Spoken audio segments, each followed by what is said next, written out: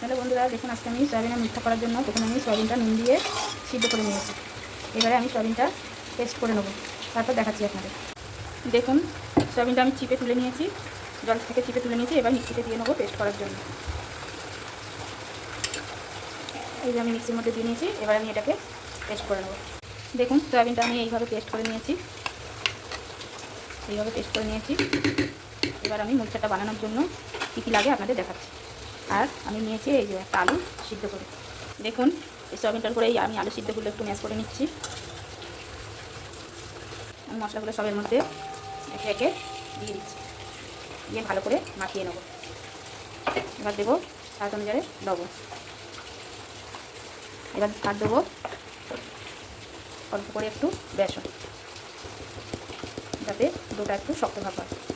বাস, এবার আমি এটা ভালো করে মাখিয়ে নেবো। দেখুন, আমি এইভাবে পেস্টটা মাখিয়ে নিয়েছি সব কিছু দিয়ে। এবার আমি ডোটা করে নেবো। একটু নরম হলে আপনারা বেসন দিয়ে মাখিয়ে একটু শক্ত ভাব করে নেবেন, নাহলে পুরো ভরা যাবে না। এরকম করে একটু বাটি সেট করে এর মধ্যে আমি একটু এই যে পনির গ্রেট করে নিয়েছি আর কিশমিশ, এটা দিয়ে একটু পুর ভরে নেবো, দিয়ে কোপ্তাটা রেডি করবো।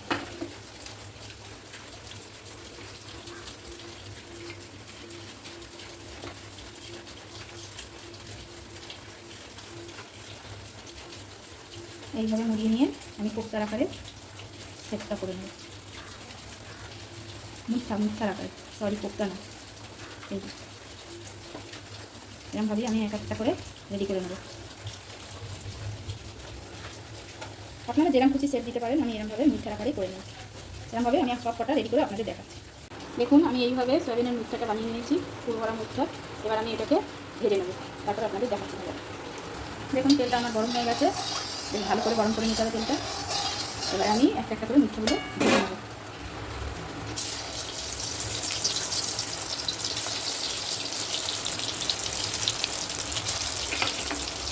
এবারে হালকা আছে আমি আস্তে আস্তে করে লাল করে ভেজে নিয়ে দেখাচ্ছি আপনাদের। দেখুন, আমি এরকম ব্রাউন করে ভেজে নিয়েছি। এবার আমি এক এক করে তুলে নেব, নিয়ে আপনাদের আমি দেখাচ্ছি সবগুলো ভেজে। দেখুন, কোপ্তাগুলো আমি সব এক একটু ভেজে নিয়েছি এইভাবে। এটা কিন্তু সম্পূর্ণই একটা নিরামিষ রেসিপি। এতে আমি আলু দিয়ে আর আদা বাটা জিরে বাটা দিয়ে একটা রসা করে নেবো, কোনো পেঁয়াজ রসুন ব্যবহার করবো। আপনাদের দেখাচ্ছি এরপরে। গরম হয়ে গেছে, এবারে আমি ফোড়নের জন্য গ্রেভিটা করার জন্য ফোড়নে দিয়ে দেবো তেজপাতা, গোটা গরম মশলা, একটু গোটা জিরে, করে একটু হিং। এটা আমি সব ফোড়নে দিলাম। দেখুন, আলুগুলো আমি এর মধ্যে কেটে নিয়েছি। এবার আলুগুলো ভেজে নেবো। আমি এই ফোড়নের তেলের মধ্যে আলুগুলো দিয়ে নেবো, নিয়ে আলুটা ভালো করে লাল করে ভেজে নেবো।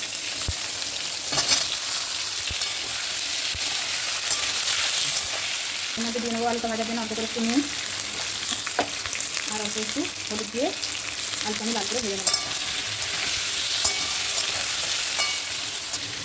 দেখুন, আমি মশলা দেবো ধনের গুঁড়ো, হলুদ গুঁড়ো, লঙ্কার গুঁড়ো, জিরের গুঁড়ো, আদা বাটা আর এই টমেটোটা পেস্ট করে রেখেছি।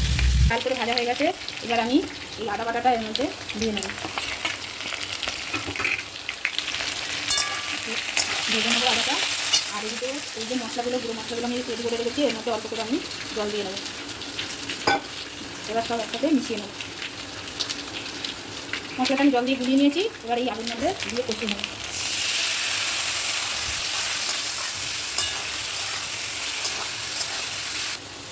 দেখুন, আমি এই যে সয়াবিন সিদ্ধ করেছিলাম, ওই জলটা কিন্তু আমি ফেলিনি। এই জলটাও আমি এই আলু কষার মধ্যে দিয়ে কষিয়ে নেব। এর মধ্যে এবার আমি দিয়ে নেবো লবণ।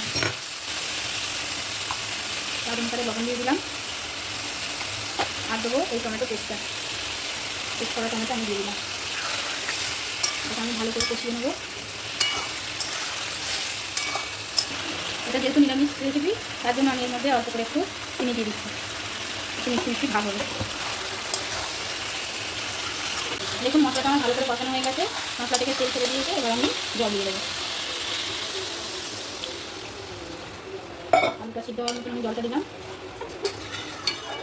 দেখুন, কোপ্তার এই গ্রেভিটা আমার রেডি হয়ে গেছে, আলুগুলো আমার সিদ্ধ হয়ে গেছে। এবার আমি একটা একটা করে দিয়ে দেবো। দেখুন, আমি এগুলো দিয়ে দিয়েছি।